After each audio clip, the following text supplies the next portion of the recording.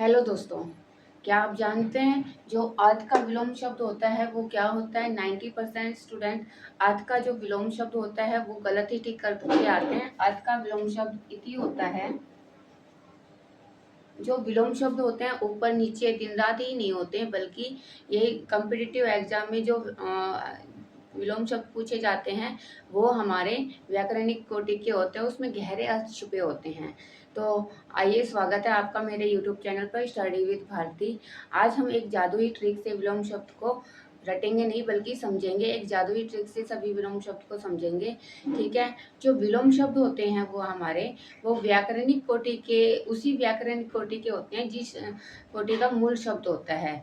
जैसे कि हम समझते हैं तत्सम का जो विलोम शब्द होता है, तत्सम का तत्समी, जो तत्सम शब्द है, मूल शब्द तत्सम का, वो ही उसी मूल शब्द का वही व्याकरणिक कोटि का होगा तत्सम शब्द। जैसे कि मैं बोलती हूँ तत्सम शब्द है हमारा सत्य, और तत्सम है इसका विलोम शब्द हो जाएगा असत्य।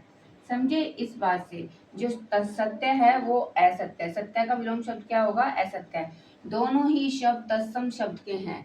दोनों ही शब्द क्या हैं, ये आपके तत्सम शब्द हैं। ऐसे ही आप समझोगे जो तद्भव है, तद्भव तद्भव का जो होगा वो तद्भव ही होगा। ठीक है। जैसे कि तद्भव शब्द मैंने लिया सच, तो इसका विलोम शब्द क्या होगा हमारा, झूठ। ठीक है। तद्भव हमारा विलोम शब्द है सच, इसका विलोम शब्द क्या होगा, झूठ। तो सच का झूठ, ये दोनों तद्भव शब्द है। ना तो हमारा सच का असत्य हो सकता है, ना ही सत्य का झूठ हो सकता है। तो व्याकरण कोटि क्या कहती है कि जो तत्सम शब्द है हमारे, उसका व्याकरण मूल शब्द वो तत्सम ही होगा और तद्भव का तद्भव ही होगा। संज्ञा है, संज्ञा का कोई शब्द आया है तो उसका विलोम शब्द संज्ञा ही होगा। और जो विशेषण है, कोई मूल शब्द विशेषण का है तो व्याकरण कोटि के हिसाब से उसका जो विलोम शब्द होगा वो क्या होगा आपका, वो विशेषण ही होगा। ठीक है। अब मैं लेके आती हूँ एक जादुई ट्रिक, जो आप उस जादुई ट्रिक से आप विलोम शब्द को अच्छी तरह से समझेंगे। ठीक है। तो ये है हमारी जादुई ट्रिक, एग्जाम में बार बार आने वाले शब्द क्या हैं। ये हमारे एग्जाम में बार बार आते हैं, ये शब्द जो मैंने लिखे हैं आपके बोर्ड पर, तो आप इसका स्क्रीनशॉट भी ले सकते हैं। आइए समझते हैं जो हमारे मूल शब्द है अर्थ, तो अर्थ का विलोम शब्द। हेलो दोस्तों, तो ये हमारी जादुई ट्रिक, एग्जाम में बार बार आने वाले शब्द। ठीक है, जो हमारे एग्जाम में बार बार पूछे जाते हैं। ठीक है। तो ये हमारे विलोम शब्द, जो मूल शब्द क्या है, अर्थ। अर्थ का जो मतलब होता है वो, अर्थ का विलोम शब्द क्या होगा हमारा, इति। और अर्थ का मतलब क्या होता है, शुरुआत। इति का अर्थ क्या होता है, समाप्ति। ठीक है। अर्थ का मतलब क्या होता है, शुरुआत, इति का समाप्ति। अगर अर्थ का पूछे तो इति लिखेंगे, क्योंकि हमारा मूल शब्द है अर्थ का इति, और अर्थ का शुरुआत, इति का समाप्ति। ठीक है। जो व्याकरण कोटि के हिसाब से हमें देखना है, ना कि हम, अगर हिंदी में दे रखा है हमारा, तद्भव में दे रखा है शुरुआत, तो हम इति कर देंगे, शुरुआत का हमेशा हम समाप्ति ही करेंगे। ठीक है। अभिग, अभिग का अनभिग, अभिग का क्या होगा, अनभिग। अभिग क्या होता है, जानने वाला, और अनभिग जो जिसको कुछ पता ना हो, न जानने वाला। ठीक है। आलोक हो, आलोक का क्या है, तिमिर। आलोक का विलोम शब्द क्या होगा, तिमिर। आलोक मीन्स प्रकाश, जहाँ सारी जगह प्रकाश हो। तिमिर क्या होता है, अंधकार। तिमिर अंधकार। उत्कर्ष का अपकर्ष, उत्कर्ष का क्या आएगा, अपकर्ष। उत्कर्ष का मतलब ऊपर उठना, और अपकर्ष का नीचे गिरना। ठीक है। अनुराग, अनुराग का क्या आएगा, विराग। अनुराग का क्या आएगा, विराग। तो इसका विराग का संबंध किससे होता है, प्रेम और वैराग्य से संबंध होता है। विराग का संबंध हमारा क्या होता है, प्रेम और वैराग्य के से संबंध होता है। तो देखिए आप,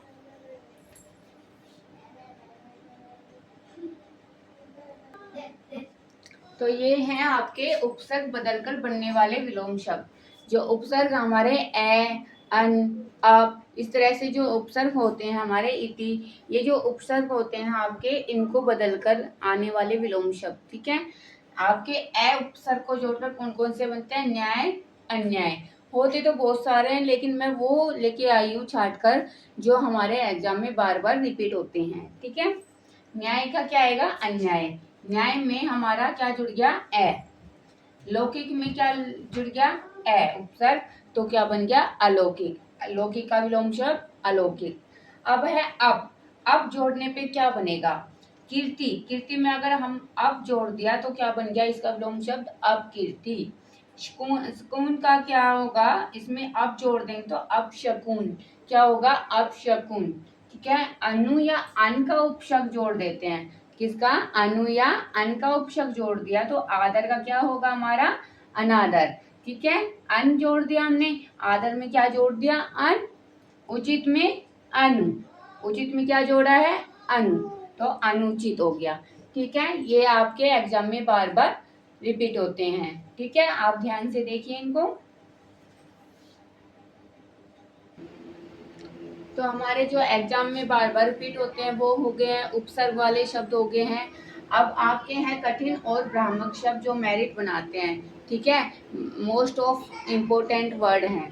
ठीक है, मूल शब्द जंगम का क्या होगा? स्थावर, बहुत बार आता है। कठिन और भ्रामक शब्द में जो मेरिट बनाते हैं, हमेशा बच्चे कंफ्यूज होते हैं किसमें? जंगम और स्थावर में। जंगम का विलोम शब्द क्या होता है? स्थावर। जंगम का मतलब क्या होता है? जो चल सके, और स्थावर जो एक जगह स्थिर रहे। ठीक है, मृण्मय, जो मृण्मय का क्या होगा? चिन्मय। मृण्मय होता है मिट्टी से बना, और चिन्मय क्या होता है? चेतना से भरा। क्या होता है? चेतना से भरा, तो जागृत हो। ठीक है, व्यष्टि।